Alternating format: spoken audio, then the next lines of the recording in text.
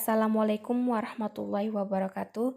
Perkenalkan, kami dari kelompok 3 ingin mempresentasikan hasil kerja kami yang berjudul pH Potensiometer yang beranggotakan Aprilia Zamratun Syafastori, Siskawati Biki, Halianto, dan Nur Anissa. Yang pertama saya akan menjelaskan pengertian dari pH Potensiometer. pH potensiometer adalah suatu peralatan yang digunakan untuk mengukur beda potensial atau tegangan antara dua elektroda yang dicelupkan ke dalam larutan, di mana salah satu elektroda merupakan elektrode pembanding atau reference elektrode. Selanjutnya, untuk apa sih pH potensiometer ini? Jadi ada sejumlah besar proses yang dilakukan di bidang industri-industri seperti produksi obat, pengolahan makanan, dan pemurnian air yang sangat sensitif terhadap variasi tingkat pH. Jadi potensiometer ini digunakan untuk mengukur pH suatu zat dalam larutan. Kemudian jenis-jenis elektroda pembanding yang pertama, elektroda hidrogen normal EHN atau NHEE sama dengan 0,00 volt. Yang kedua, elektroda kolamel normal EKN atau NCEE sama dengan tambah 0,281 volt. Elektroda kolamel jenuh EKJ atau SCE E sama dengan tambah 0,245 volt. Yang ketiga,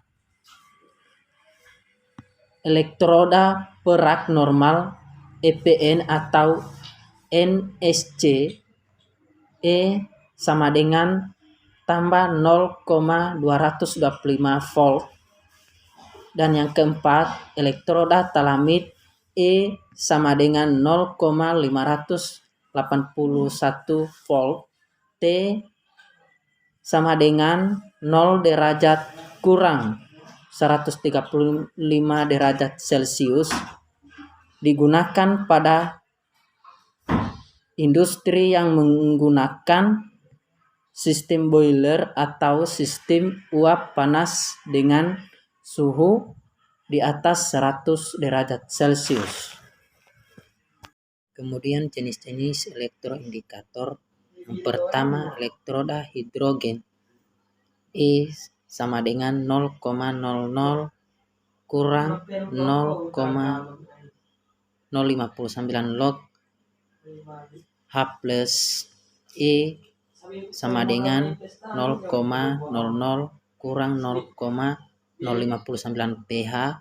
Yang kedua, elektroda antimon E sama dengan E derajat tambah 0,059 pH dioperasikan pada rentang pH 2 sampai dengan 7, maka alat akan berfungsi dengan baik. Yang ketiga, elektroda koin hidron E sama dengan E derajat kurang 0,059 pH dapat berfungsi dengan baik pada pH 0 sampai dengan 8,0. Yang keempat, elektroda gelas berbeda H plus out dan H plus in akan mempengaruhi harga E. E sama dengan E derajat tambah 0,059 pH dapat berfungsi dengan baik pada pH 0 sampai dengan 12. Elektroda gelas bentuknya bisa dikombinasikan dengan elektroda pembanding. Assalamualaikum warahmatullahi wabarakatuh. Perkenalkan, nama saya Nur Anissa, NIM 20901020. Di sini saya akan menjelaskan bagian slide 6 dan 7. Yang pertama itu potensiometer dapat digunakan secara langsung, yaitu untuk penentuan konsentrasi ion seperti pH, Agaplace, NO2. Dan adapun yang secara tidak langsung yaitu contohnya titrasi potensiometer. Potensiometer juga berfungsi sebagai petunjuk pada titrasi langsung, yaitu titrasi langsung untuk indikator sebagai petunjuk yang dititar.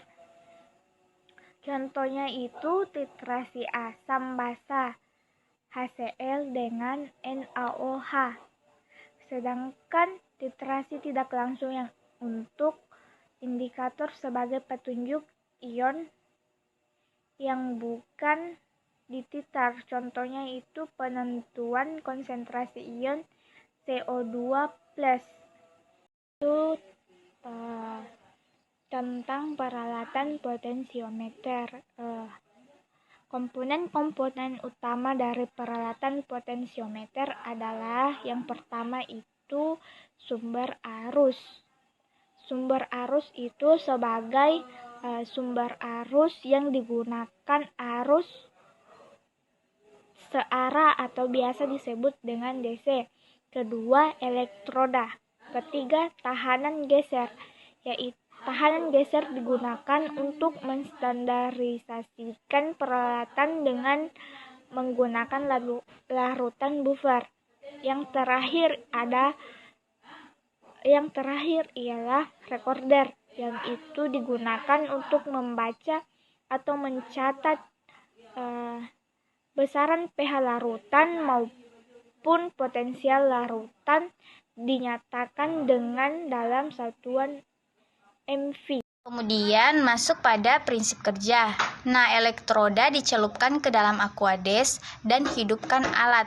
Biarkan stabil beberapa menit. Bila telah stabil, angkat elektroda dan celupkan ke dalam larutan contoh yang akan diukur pH atau MV-nya. Aduk dan biarkan beberapa menit. Nah, larutan contoh akan mengadakan kontak dengan cairan yang ada di dalam elektroda, menghasilkan sinyal listrik berupa tegangan listrik dalam MV untuk larutan. Nah, beda potensial yang dihasilkan dikonversikan oleh mikroprosesor menjadi besaran pH. Nah, sebelum mencatat pH atau MV larutan, terlebih dahulu potensiometer atau pH meter distandarisasi dengan larutan buffer. Kemudian masuk pada cara kerja. Yang pertama itu larutan standar. Yang pertama dilakukan buat larutan standar ferrosulfat 0,01 N dari larutan standar ferrosulfat 0,1 N dengan memipet larutan ferrosulfat 0,1 N sebanyak 10 ml dan diencerkan dengan aqueous dalam labu ukur 100 ml lalu dihomogenkan. Kemudian yang kedua, pipet 10 ml larutan tersebut dan tambahkan 10 ml H2SO4 4N. Kemudian yang ketiga, masukkan ke dalam gelas piala 80 ml diencerkan dengan aqueous. Kemudian masuk pada cara kerja dari pengukuran MV. Yang pertama, celupkan kedua elektroda ke dalam larutan standar dan masukkan juga magnet. Kemudian yang kedua, letakkan gelas piala tersebut di atas magnetik stirrer, atur kecepatannya. Yang ketiga, isi buret mikro dalam larutan KMNO4 0,02 N tepat pada skala 0. Kemudian yang keempat, baca MV saat sebelum ditambahkan KMNO4. Yang kelima, tambahkan KMNO4 sebanyak 1 ml. Setelah penambahan, dihidupkan stopwatch. Setelah 20 detik baru baca MV-nya. Begitu seterusnya sampai didapatkan delta E lebih besar dari 20 MV. Keenam, setelah itu penambahan KMNO4 diperkecil yaitu sebanyak 0,5 ml. Lalu dibaca MV setelah 20 detik. Begitu seterusnya sampai didapatkan delta E lebih besar dari 20 MV. Dan yang ketujuh, penambahan KMNO4 lebih diperkecil yaitu sebanyak 0,1 ml atau tetes per tetes Baca MV setelah 20 detik. Lakukan sampai 5 kali, maka akan didapatkan delta M. Kemudian yang ketujuh, lakukan percobaan yang sama untuk larutan contoh atau CX. Itulah hasil presentasi kami. Sekian dan terima kasih. Lebih dan kurangnya mohon dimaafkan. Billahi taufiq wal hidayah. Wassalamualaikum warahmatullahi wabarakatuh.